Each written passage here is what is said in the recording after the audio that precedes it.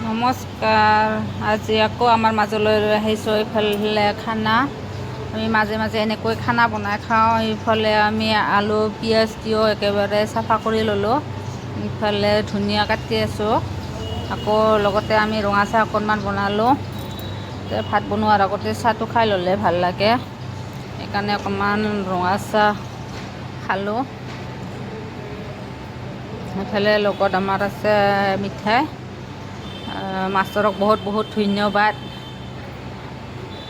এইফালে আমাৰ গাহৰি ব্ৰইলাৰ এনেকৈ অকণমান নহৰু চাফা কৰি ল'লোঁ। এইফালে আলু তিয়ঁহ পিঁয়াজ এইবিলাক আমি অকণমান পানীত তিয়াই থৈ দিলোঁ।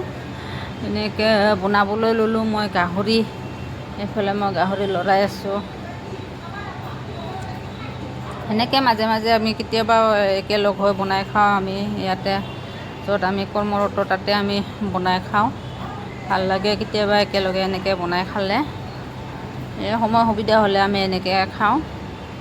এইফালে শেষত মই অকণমান বিলাহী কাটি দিলোঁ গাহৰিত। ইয়াৰ পিছতে মই বনালোঁ অকণমান ব্ৰইলাৰ, কাৰণ আমাৰ গাহৰি নোখোৱা মানুহ আছে, সেইকাৰণে মই অকণমান ইফালে ব্ৰইলাৰ বনাই দিলোঁ।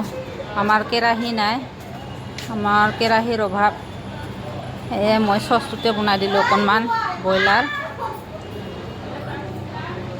ইফালে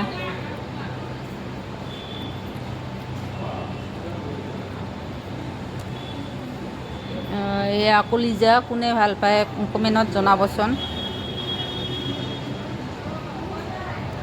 ইফালে এনেকৈ হৈ গ'ল আমাৰ গাহৰি ব্ৰইলাৰ।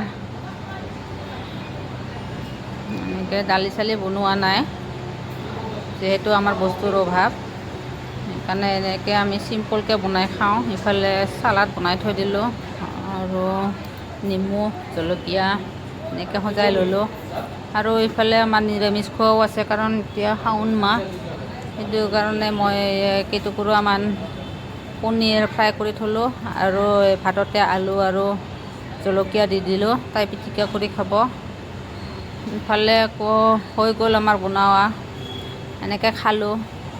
এনেকৈ আমি এতিয়া খাই আছোঁ আৰু ধুনীয়া হৈছে খাবলৈ, টেষ্টিয়ে হৈছে।